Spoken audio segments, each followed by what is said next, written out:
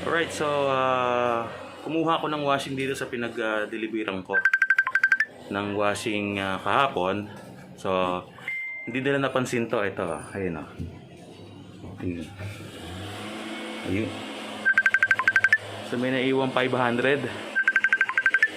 Hindi nila napansin. Ngayon, isosoli natin to dun sa may, sa may nangyari. Apo!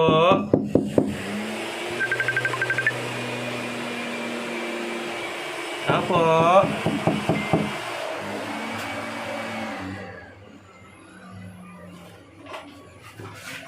Ako, di nyo napansin, oh. Alright. Well done!